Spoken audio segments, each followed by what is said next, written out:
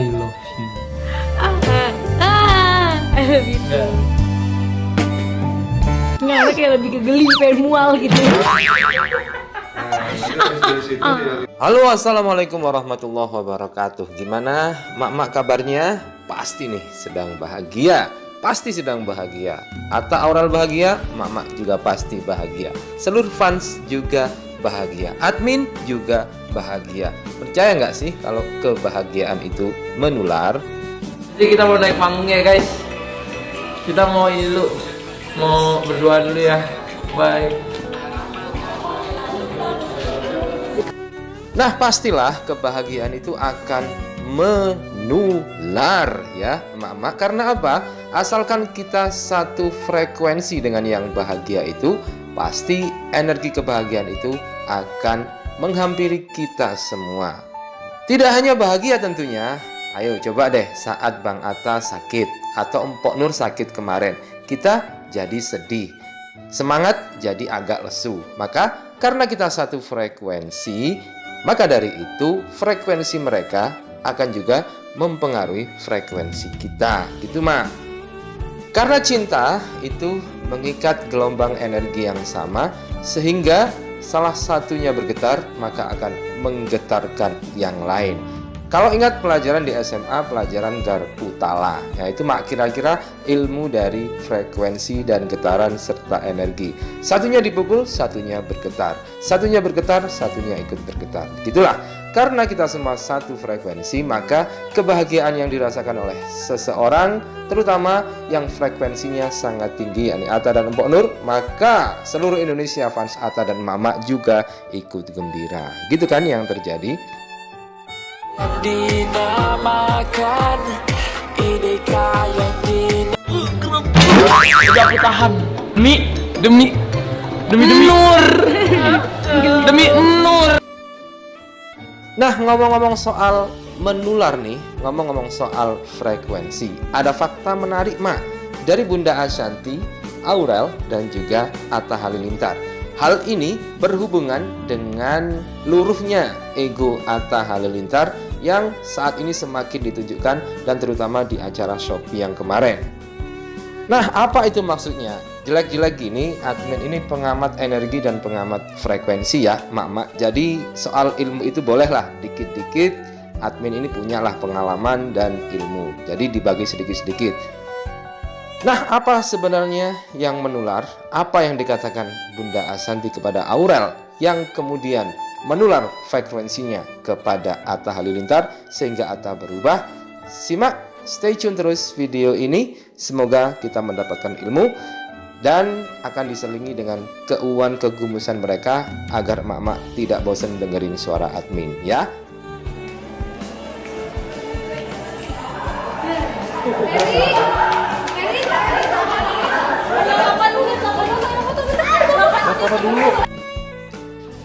Oke, kita mulai.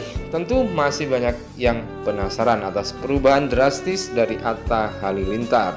Raja gengsi itu akhirnya meluruhkan gengsinya dan egonya di depan cinta Empok Nur. Dan sebetulnya dengan luruhnya gengsi dan ego itu, sebetulnya Atta harusnya merasakan kelegaan yang luar biasa. Mau mengakui perasaannya dengan terbuka. Ini kalau dari ilmu energi, ada pelepasan energi yang luar biasa. Karena ketidakjujuran dan ego itu sebenarnya menekan jiwa, sehingga jiwa yang tertekan akan merasa tidak enak. Dan efeknya kan biasanya sakit ya. Dan ketika Empok Nur datang dan kemudian energi itu terlepas, terlihat dari wajah Bang Atta yang berbinar-binar. Ngapain tuh? Kamu kangen kan sama aku, jujur? Bukan masalahnya, aku lagi makan loh nih. Lagi ya.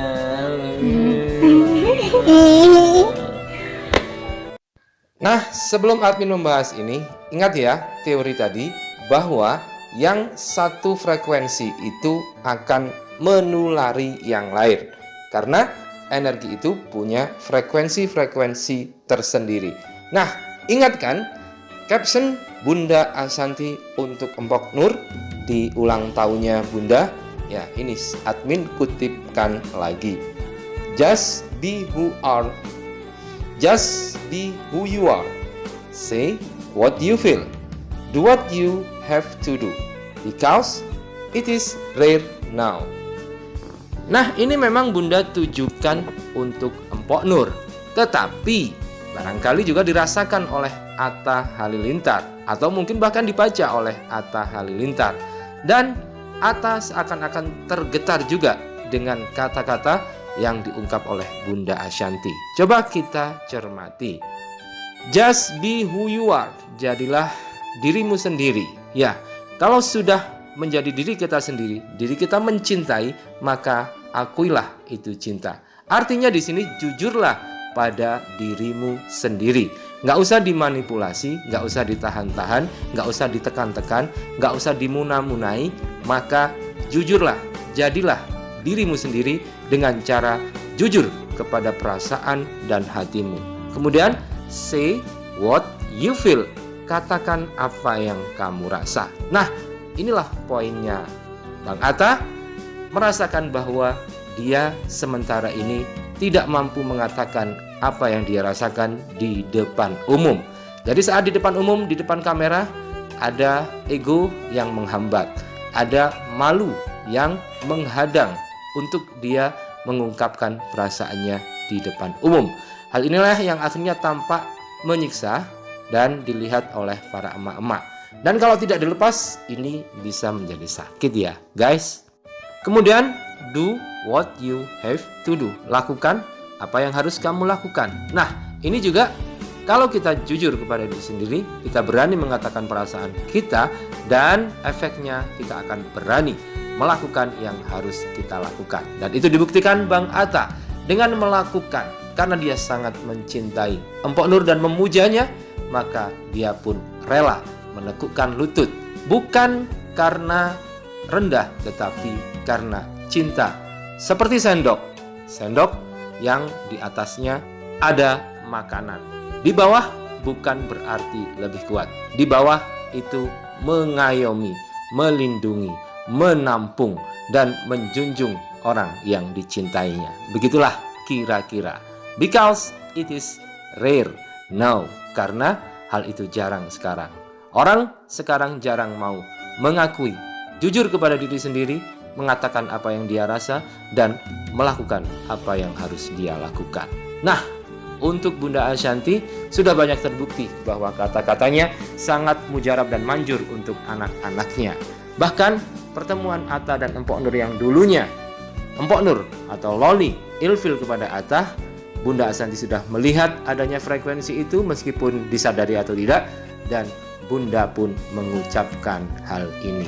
Jadi hati-hati ya Bunda, kata-kata Bunda semuanya, emak-emak juga kepada anak-anaknya dan yang satu frekuensi sangat mujarab dan sangat manjur.